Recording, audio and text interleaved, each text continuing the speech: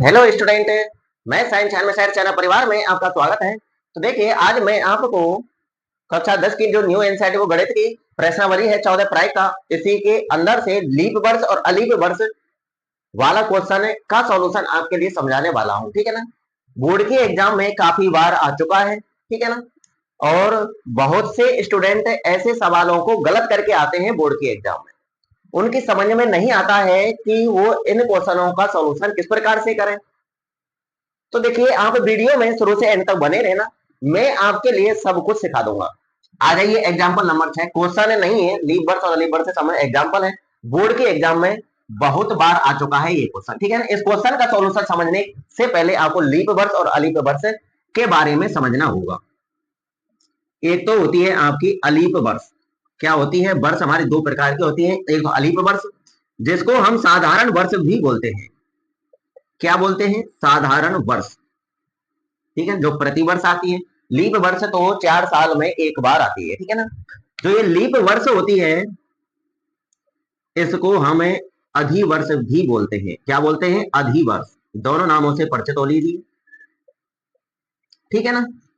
एक हो गई आपकी अलीप वर्ष, जिसको हम साधारण वर्ष बोलते हैं। दूसरी होती है आपकी लीप वर्ष, जिसको हम अधिवर्ष भी बोलते हैं। जो अलीप वर्ष होती है, जो साधारण वर्ष होती है, इसमें दिनों की संख्या 365 होती है। कितने दिन होते हैं भैया अलीप वर्ष में? साधारण वर्ष में 365 दिन होते हैं। और जो लीप वर्ष होती है, इसमें 366 दिन होते हैं। कितने होते हैं? 366 दिन। ठीक है ना।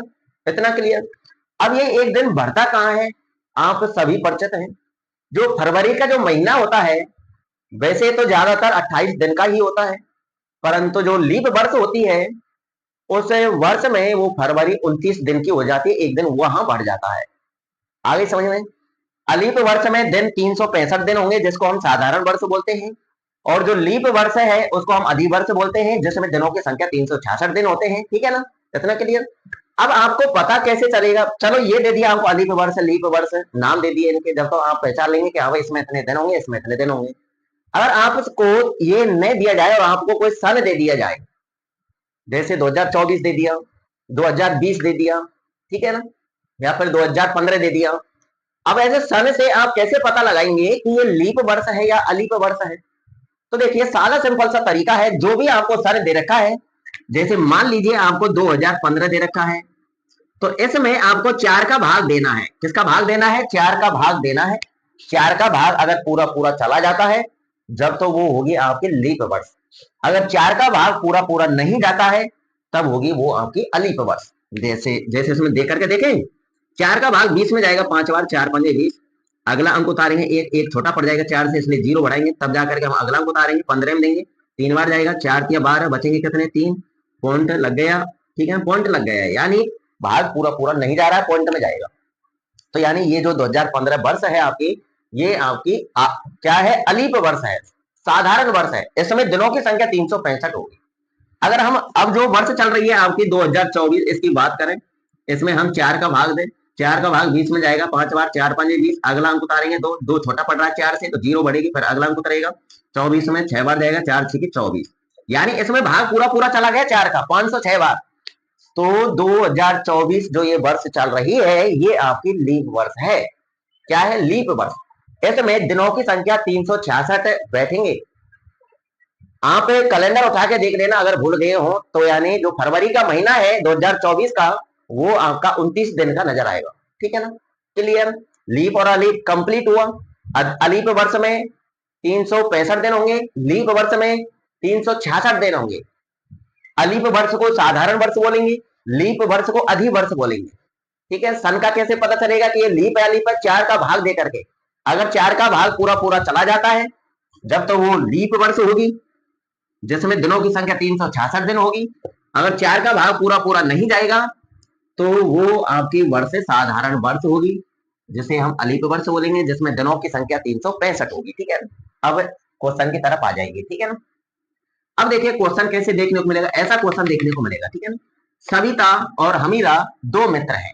इसकी क्या प्रायिकता है कि दोनों फर्स्ट पॉइंट के जन्मदिन भिन्न भिन्न हो? यहां से पढ़ना स्टार्ट करेंगे पॉइंट को। ठीक है। दोनों के जन्मदिन भिन्न भिन्न हो। 300 जैसे यहाँ पर दे रखा है लीप वर्ष को छोड़ते हुए, लीप वर्ष नहीं है, ये कह रहा है साहब क्वेश्चन लिख रखा है कि लीप वर्ष को छोड़ दो, तो लीप वर्ष छोड़ देंगे, वर्ष कौन से बचे, अलीप वर्ष, अलीप वर्ष में 365 दिन होंगे, तो 365 दिनों में दोनों के जन्मदिन भिन्न भिन्न होने चाहिए, ठीक है ना। आगे देखिए दूसरा पॉइंट, का जन्मदिन, यहां से पढ़ेंगे कि दोनों का जन्मदिन एक ही हो, तो 365 दिनों में दोनों के जन्मदिन एक ही दिन हो, ठीक है ना। अब ऐसे क्वेश्चन को सॉल्व कैसे करना है वो देखिए, हल हेडिंग डाल देनी है आपको पहले, तो कैसे, दोनों फर्स्ट पॉइंट डाल देना और लिख देना है दोनों के जन्मदिन भिन्न भिन्न होने की प्रायिकता, ठीक है ना, ये हमसे पूछ रहा है, तो यहां पर हम लिख देते हैं दोनों, सरल है कठिन नहीं है, समझना ध्यानपूर्वक, मेरी आवाज सुनते जाना, दोनों के जन्मदिन भिन्न भिन्न भिन्न भिन्न होने की प्रायिकता, ठीक है, हेडिंग डाल दी, इस प्रकार से आपको हेडिंग डाल लेनी है, दोनों के जन्मदिन भिन्न भिन्न होने की प्रायिकता, ये आपको निकालनी है। अब प्रायिकता निकालने के लिए अनुकूल परिणाम और कुल परिणाम लिखने पड़ेंगे, तो लिख लेते हैं, चलिए, अतः पहले तो लिख लो कुल परिणाम, ठीक है। अब देखिए कुल परिणाम कितने होंगे, वर्ष देखो कौन सी है, लीप वर्ष को छोड़ते हुए, यानी अलीप वर्ष है, अलीप वर्ष में दिन कितने होते हैं, 365 होते हैं, तो कुल परिणाम आपका 365 ही होगा, ठीक है ना, कुल परिणाम आपका क्या होगा 365, अगर लीप वर्ष होती तो कुल परिणाम आपका 366 होता, कितना होता 366, ठीक है। आगे देखिए अनुकूल परिणाम तथा अनुकूल परिणाम, अब अनुकूल परिणाम को ध्यानपूर्वक सुनिए, क्वेश्चन क्या कह रहा है, अनुकूल परिणाम हम क्वेश्चन के अनुरूप निकालते हैं, तो देखिए क्वेश्चन क्या कह रहा है, दोनों के जन्मदिन भिन्न भिन्न हो, दोनों के जन्मदिन भिन्न भिन्न होने चाहिए, एक ही दिन नहीं होने चाहिए, अलग अलग दिन होने चाहिए, ठीक है ना। तो मान लीजिए कि एक दो मित्र हैं सविता और हमीदा, ठीक है, मान लीजिए कि सविता का जन्मदिन 1 जनवरी को पड़ जाता है, ठीक है ना, सविता का जन्मदिन कब पड़ जाता है, 1 जनवरी को पड़ जाता है, तो हमीदा का जन्मदिन आने के लिए कितने दिन शेष बचते हैं, 365 में से एक दिन तो सविता के लिए गया, अब हमीदा के लिए कितने दिन बचे, 364 बचे, तो 364 दिन में से किसी भी दिन हमीदा का जन्मदिन हो सकता है, ठीक है ना, 364 दिनों में से किसी भी दिन आ जाए हमीदा का जन्मदिन, तो दोनों के जन्मदिन भिन्न भिन्न हो जाएंगे। मान लीजिए कि 1 जनवरी को सविता का जन्मदिन आ गया, 2 जनवरी को हमीदा का जन्मदिन आ गया, तो भिन्न भिन्न हुए या नहीं, हो गए ना, 1 जनवरी को 2 जनवरी को अलग अलग दिन है दोनों के जन्मदिन, ठीक है ना। तो ऐसे ही आपको सोचना है कि मान लीजिए कि सविता का जन्मदिन 1 जनवरी को पड़ जाता है, तो 365 दिनों में से हमीदा के जन्मदिन के लिए कितने दिन शेष बच जाते हैं, 364 दिन शेष बच जाते हैं, 364 दिनों में से किसी भी दिन हमीदा का जन्मदिन हो सकता है, ठीक है ना। तो अनुकूल परिणाम दूसरे को मद्देनजर रखते हुए आपको निकालना है, ठीक है ना। तो अनुकूल परिणाम आपका 364 होगा, कितना होगा 364 होगा, ठीक है। अब प्रायिकता का सूत्र लगा देना है आपको, अब प्रायिकता प्रायिकता का सूत्र क्या है, प्रायिकता का सूत्र है आपका अनुकूल परिणाम वटे कुल परिणाम, ये सूत्र है, इस सूत्र में मान जमाने हैं, तो देखिए अनुकूल परिणाम कितना है 364 वटे कुल परिणाम कितना है 365 है, तो यही प्रायिकता है आपकी, दोनों के जन्मदिन भिन्न भिन्न होने की प्रायिकता कितनी है 364 वटे 365, ठीक है ना, कंप्लीट हुआ पहला पॉइंट का सॉल्यूशन। अगर ये लीप वर्ष होती तो उसके लिए देखो, लीप वर्ष होती तो कुल परिणाम कितने होते 366 होते, अनुकूल परिणाम कितने होते 366 दिनों में से 1 जनवरी को मान लीजिए सविता का जन्मदिन पड़ रहा है, तो हमीदा के जन्मदिन के लिए कितने दिन शेष बचेंगे, ये घटा दो 366 में से 365 बचेंगे, तो अनुकूल परिणाम होगा 365, तब प्रायिकता कितनी होगी भैया, अनुकूल परिणाम वटे कुल परिणाम 365 वटे 366 प्रायिकता आएगी, ये कब आएगी, जब लीप वर्ष होगी तब। ठीक है ना, कंप्लीट हुआ पहला पॉइंट। अब हम सेकंड पॉइंट को सॉल्व करने जा रहे हैं। सेकंड पॉइंट का सॉल्यूशन देखिए। तो देखिए दूसरा भी पॉइंट आपके सामने आ चुका है, यहां से पढ़ना है। दूसरा पॉइंट ये लिख रहा है आपका, का जन्मदिन एक ही हो, तो यहां से पढ़ना है दोनों का जन्मदिन एक ही हो। इसका मतलब दोनों का जन्मदिन एक ही दिन होने की प्रायता आपसे पूछ रहा है क्वेश्चन। तो हम इस प्रकार से हेडिंग डाल देंगे सेकंड पॉइंट डाल के, दोनों के जन्मदिन एक ही दिन होने की प्रायता। फिर आपको कुल परिणाम लिखने हैं, अनुकूल परिणाम लिखने हैं।